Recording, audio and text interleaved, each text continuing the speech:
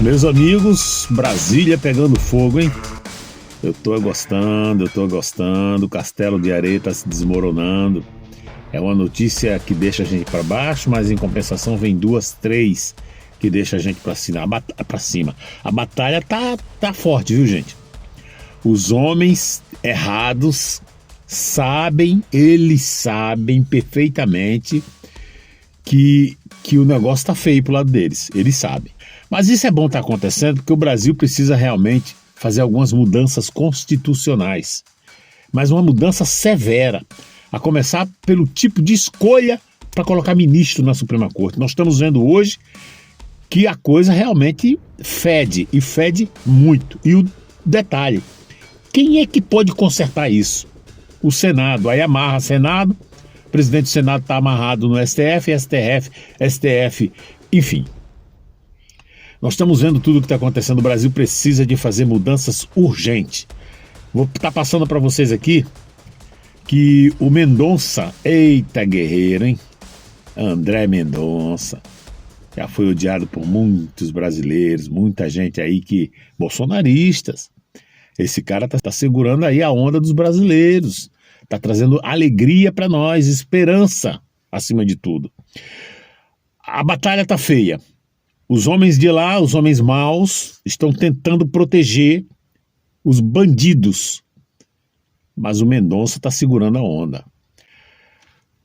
O Flávio Dino, aliás, deixa eu falar do Mendonça primeiro, porque o Mendonça já ordenou que o Vorcaro fosse para a Polícia Federal. Estão se falando que isso aí já é certo, essa transferência para a Polícia Federal é para ele fazer a delação. Eu quero imaginar que o Mendonça está preocupado de demorar a essa delação e algo terrível acontecer com o delator, que é o Vorcaro. Então ele malandramente, espertamente, já se atentou a isso e já ordenou. Eu acredito que esse final de semana, hoje é sexta, né? Até segunda-feira nós vamos ter aí notícias boas. Vorcaro vai... E o detalhe, o próprio advogado do Vorcaro disse que ele vai falar tudo, não vai esconder nada, vai delatar todo mundo. Meu irmão, tem gente aí, tem vagabundo aí, vagabundo mesmo, não importa o grau que ele tenha lá em Brasília. Tem vagabundo aí, criminoso, que está sem dormir. Vou começar aqui essa informação falando aqui, ó, Dino deu, né?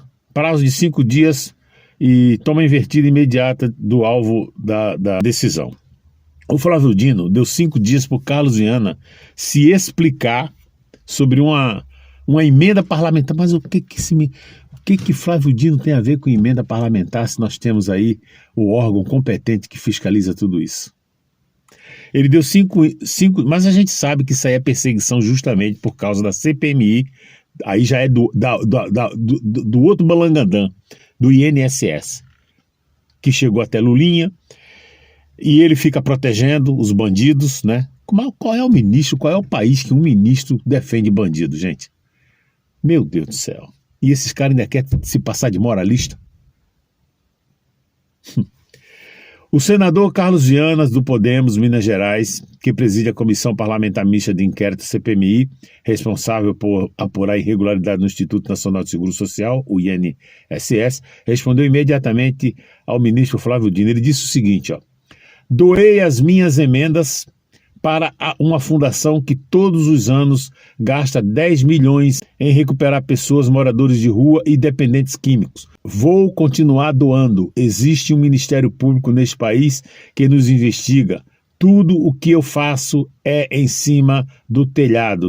Flávio Dino solicitou esclarecimentos formais ao senador, exaltando uma suposta necessidade de cumprimento das diretrizes estabelecidas pela Corte em dezembro de 2022, que tratam de publicidade e rastreabilidade desses repasses. Como parte do procedimento, foi determinado o envio de ofício a Carlos Viana, além da intimação do Senado Federal por meio de sua advocacia geral para que se manifeste no prazo de 5 dias. Ele já se manifestou. Inclusive tem um vídeo, e eu vou soltar aqui para vocês, o Carlos Viana detonando, mas revoltado com essa decisão do Flávio Dino, porque ele insiste em dizer que não está fazendo nada errado. Vamos ver esse vídeo aqui, gente. Vamos lá. Constitucional, republicana, porque se não for, está muito claro que é uma retaliação às minhas falas e vai dar mostra claramente de que o Congresso Nacional está sendo, nesse ponto, desrespeitado. Por que não primeiro fizeram uma investigação se o dinheiro chegou realmente às pessoas? Se lá na ponta esse dinheiro não foi usado, depois se houvesse alguma irregularidade, me questionariam, mas não, fizeram logo. Então eu vejo com muita tranquilidade que a gente precisa responder. Outro ponto, eu quero já deixar claro para vocês, eu sou... Ele vai falar aqui que, gente, as pessoas que não gostam dos evangélicos é uma coisa impressionante. É uma coisa impressionante. Tem uma religião aí, que eu não vou falar nome aqui, que também é cristã, mas não gosta dos evangélicos. E não adianta vir falar, dizer que não é. Eu não vou nem falar nome aqui, porque eu não quero confusão. Mas é fato. Entendeu? O que tem de gente que não gosta de evangélico, mas deixa eu explicar uma coisa aqui para vocês. A maioria das igrejas, seja ela católica ou evangélica, a maioria delas fazem um trabalho fenomenal com pessoas que precisam. É que as pessoas só olham assim, a igreja, o pastor é ladrão, o pastor é isso. Gente, ser humano, não importa a religião, Deus nem tem religião, para início de conversa. Qualquer um que se diga, eu sou isso, eu sou aquilo, batista... Todo lugar tem ser humano, e aonde tem ser humano vai ter coisas erradas, vai ter fornicação, vai ter traição, é pastor pegando mulher de coisa, é de desvio de dinheiro, é pastor ficando rico com o dinheiro da igreja. O que eu digo para vocês é o seguinte, Deus não tem nada com isso. A palavra de Deus é reta, é santa, é agradável, é purificada. Se você puder ler, estudar, meditar com a Bíblia e guardar, acima de tudo, guardar para você os mandamentos, o que está ali escrito, você vai ser uma pessoa sábia, vai viver muitos anos, vai ser uma pessoa coerente, vai ser uma pessoa tudo. Sabe o que é tudo de bom? É por isso e não tem nada a ver. Ah, Josemir, mas aí qual igreja que você vai? A igreja que você achar que deve ir. Escolhe aquela igrejinha pequenininha que você se simpatiza. Ao primeiro passo que você está vendo alguma coisa que não está, não é o que te agrade, que está fora da Bíblia, você sai fora. Mas todo mundo está assim? Não está todo mundo assim. Tem muitos pastores sérios, tem muitas igrejas sérias. Repito, não é dizer que essas igrejas não têm coisas erradas. Você vai encontrar coisas erradas, você vai encontrar irmão que não fala com outro irmão.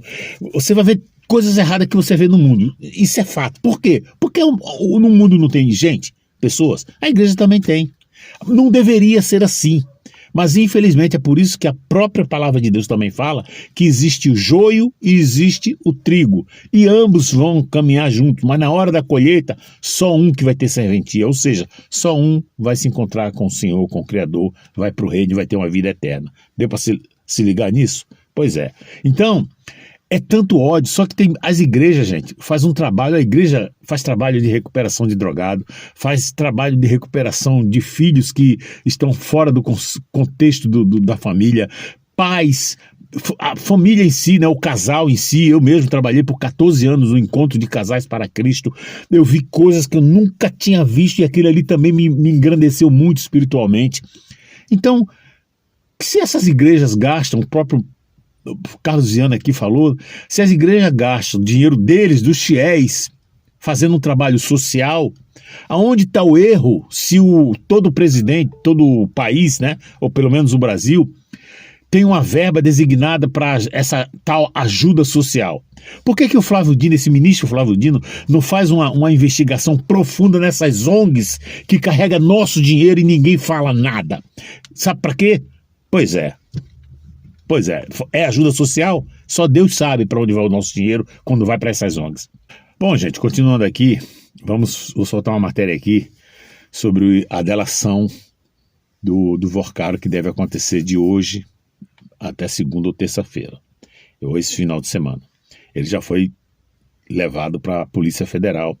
Segundo informações da própria imprensa, tudo indica que ele vai delatar. Essa transferência que o ministro André Mendonça fez foi justamente para dar início à delação premiada do Vorcaro. E ele já falou, o advogado dele já falou que vai entregar todo mundo. Então está havendo um rebuliço muito grande em Brasília. Eu acredito que alguém, esses grandões, né, que acham que são deuses que jamais serão pegos, eles estão preocupados. Estão preocupados porque o Brasil de hoje não é o mesmo Brasil de 2016, não é o mesmo Brasil de 2017. O Brasil hoje mudou. De 2018 para cá, todo mundo, sendo bolsonarista ou não, lulista ou não, todo mundo que acompanha televisão e rede social sabe que o Brasil acordou. O Brasil é outro, está diferente. Nós estamos passando esse sufoco todo, toda essa desordem, por conta dos 30 anos que o PT, que o comunismo veio comprando tudo, né? Corrompendo tudo. Virou igual o cupim quando come madeira. Onde você pisa é uma madeira falsa. O Brasil hoje está passando esse sufoco por conta disso. Mas glória a Deus que ainda em tempo porque eles não conseguiram colocar o país 100% comunista. Nós temos uma grande participação popular, uma grande percentagem da população que está atenta e acordaram a tempo. Vamos lá, vamos a essa matéria aqui, falando sobre essa transferência do Vorcaro a pedido do ministro André Mendonça, já para dar início à delação. Se por Raquel, acaso vou te pedir licença e desculpa porque tem uma notícia urgente que acaba de chegar. O ministro André Mendonça autoriza a transferência de Daniel Vorcaro, dono do Banco Master, para a Superintendência da Polícia Federal. Esse é o indicativo mais evidente de delação. Vorcaro sai, portanto, da Papuda e vai se dirigir à Superintendência da Polícia Federal, o mesmo lugar onde ficou Bolsonaro e o mesmo lugar para onde foram delatores de Brasília, melhor dizendo, de lá de Brasília, em outros processos, em outros escândalos. Então, o sinal mais eloquente de que a delação premiada de Daniel Vorcaro está em curso é a transferência dele para a Polícia Federal. Na carceragem da Polícia Federal ou numa sala da Polícia Federal, ele fica mais acessível às conversas. Uma delação premiada começa com o delator dizendo, isso tudo é gravado, tudo o que ele pretende contar. É um roteiro da colaboração, é um roteiro da demonstração do que aconteceu. E por que eu digo demonstração? Porque ao delator não basta dizer, ele precisa ou apresentar as provas ou dar o indicativo de onde essas provas podem ser encontradas. Então, o policial federal, que é o chefe da investigação, ao lado dos agentes e de outros delegados, liga a câmera, pergunta se ele abre mão do seu direito ao silêncio e aí começa o processo de delação. Então não adianta nada o Flávio Dino suspender, né? A CPI do crime organizado lá, derrubaram o sigilo bancário, né, fiscal, ele derrubou essa decisão da CPMI, atropelou os senadores que estão lá na CPMI lutando para botar os verdadeiros bandidos na cadeia, e o ministro da Suprema Corte do país. Rapaz, olha, e a gente ainda tem que medir as palavras para não ser preso, né? Bom, gente, eu vou terminar esse vídeo aqui. No vídeo da tarde, eu vou deixar um outro senador, Rogério Marinho, aquele que tentou olha, se esse cara fosse presidente do Senado, hein? Muita gente não entende, né? Mas isso é politicagem, tá, gente? Inclusive o STF, tem dedo do STF nisso, sempre teve, né? Pelo menos de uns últimos anos para cá, ele liga, ele vai lá pessoalmente, eles vão lá pessoalmente, indicando quem deve ser o presidente, porque eles sabem que um presidente sério, neutro, uma vez você pedindo impeachment com com provas de que realmente um ministro cometeu crime, eles não sabem que eles sabem que serão impeachmentados, mas é por isso que eles escolhem, até intimam, né, para que coloquem alguém do grupinho deles. É por isso que fica aquele joguinho, né? Bom, então, na parte da tarde eu vou mostrar um vídeo do Carlos Viana, mais de 4 minutos, ele explicando como que começou tudo isso, como que o Banco Master está envolvido até o pescoço com coisas erradas, e seus administradores e muita gente grande de Brasília, e empresas também. No vídeo da tarde eu vou estar passando para vocês. Eu vou terminar esse vídeo aqui dando uma outra informação sobre o Bolsonaro. Carlos Bolsonaro, filho do Bolsonaro, foi fazer uma visita ao pai. E chegando lá, ele disse que no hospital onde o Bolsonaro está, encontrou o pai apagado, cabisbaixo, né, meio que dormindo, né, apagado mesmo, dormindo mesmo. Os médicos já adiantaram, disse para ele que ele está tomando muitos remédios, e por conta desse remédio ele fica realmente bem relaxado e dorme, enfim, apaga. Mas ele disse que por algum momento ele entrou na sala, viu aquela situação, voltou e ficou refletindo como que um homem forte estava naquela condição. Ele disse que o pai dele, bem caidão lá, né, com o pescoço meio assim, inclusive vocês estão vendo a foto aí, ele disse que fez uma reflexão.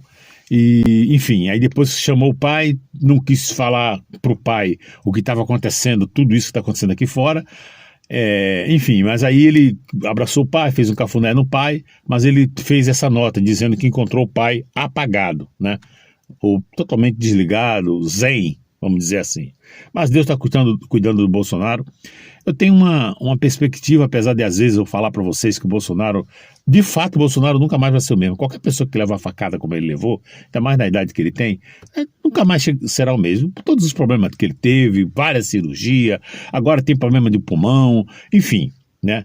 Mas eu tenho uma perspectiva, uma fé, uma esperança de que nós vamos ter o Bolsonaro ainda vivo, de pé, né, sorridente, numa moto como ele gosta, andando, fazendo suas motocicletas aí junto com o atual presidente, o filho dele.